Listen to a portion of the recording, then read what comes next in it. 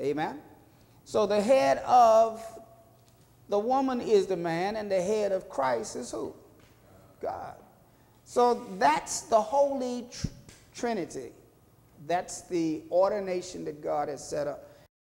And you can't mix it, change it around, and try to make any adjustments to it, because whatsoever God doeth, it shall be for how long?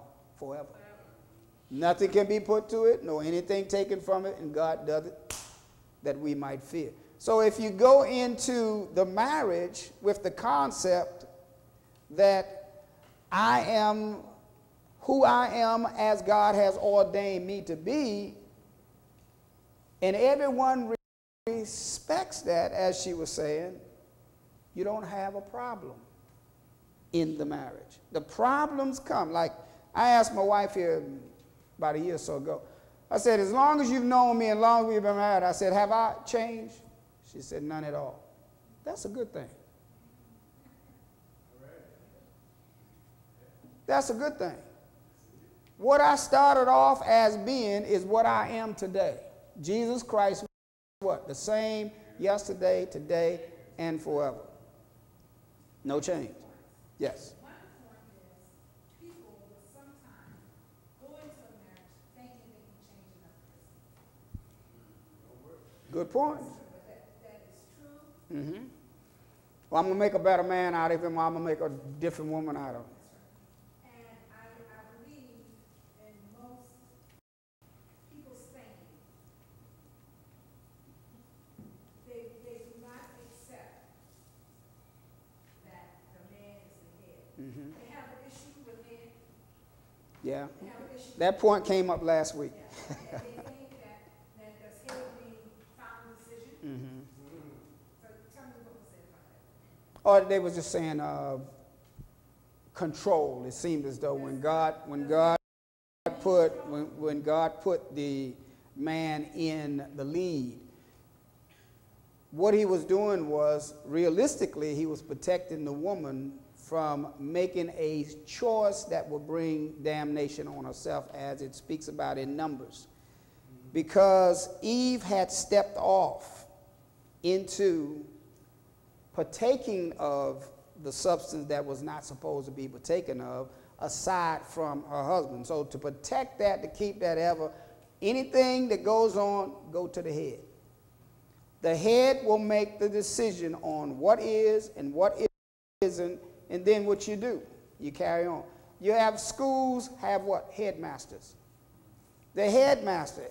In your transportation industry, you got a dispatcher. He dispatches the head. He dispatches the drivers. He sends them different places. So if you got a problem, you go to the dispatcher. Now, if you have a problem with the dispatcher, there's someone in charge of him. So you go to the head and say, I've got a situation here. But the key is being subjected to your head. Who is your head? You know, sometimes people get upset if you go over top of their head to somebody else. But in the marriage, you've got what? You got God, Christ, the man, the woman, the children. Amen? And so if everyone then follows the commandments as God has given unto them, children, obey what your parents, children, honor your parents, that it might be well with thee. And so when we look at the ordination of God, of how that he says that the man is the head, head means the head. This is your head. You don't get nourishment to the body through the feet. You don't get nourishment through the hands. The body is fitly joined together and compact, and everything tends to come through the head. Your mind will say, go here. Your mind will say, do this. The mind will say, do that. And as you hear and the spirit of the word takes possession of the mind, the body falls in line and does. The key is have love for God and you'll have love for everybody else. You won't have a problem with any type of authority. So the head. It says every man, the head of the woman is the man, and the head of Christ is God. Now, I like the way Christ put this. He says, everything that the Father commanded me, so I speak. So what did that do? That took him out of it, and everything had to come through God, because of God, by God, because Christ said, all of my instructions come from my head. Now, God gave Christ the freedom to move about and to go about because he was of flesh such as we are. But there was nothing that Christ did on his own outside of what was respectful or reverence to God. He always pointed us to God, back to God, back to God. All right? You got a question? Okay. Someone else?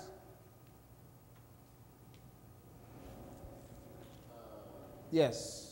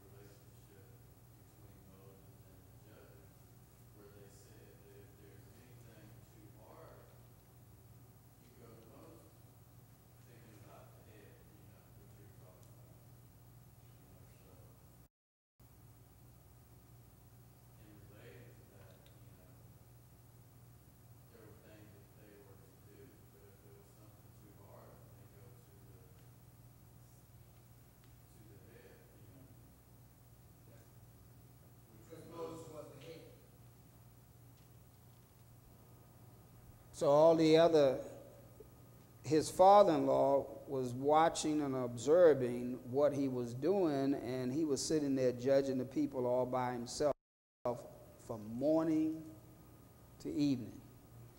And so the father-in-law instituted a plan that would split things off into the responsibilities of others. It's just like in the church we have your pastor, you have your assistant pastor, you have your deacons, and they all have responsibilities. You have the secretary, and you have the piano player, you have the organist, you have the minister of music, you have the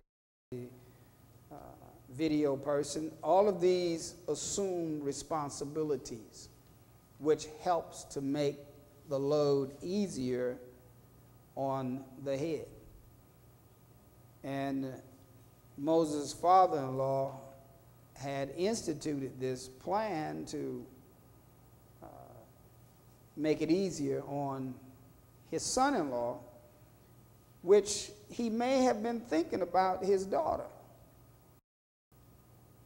To say, you know, you're not spending any time at home because you're judging these people every day, all day. So if you just set up these people and put them over 50s or whatever, however, let them handle the small things, and the large things bring it to you. Elder set things up, and he said, now you take care of it and then send for me to say amen. So if you got a problem, you take care of it, send for me. That's how much confidence he had in the Spirit of God in his assistant pastors. And so that's the thing that was most important, that they were to be honest, first of all. They had to be just. They had to be of a caliber. You just can't set anybody over anything or over people, because then you're going to have, if they have a different concept, then the head has a different concept. The same thing in a marriage. If the mother is saying one thing and the father is saying another, then you got a split family. But they all must speak what? the same thing.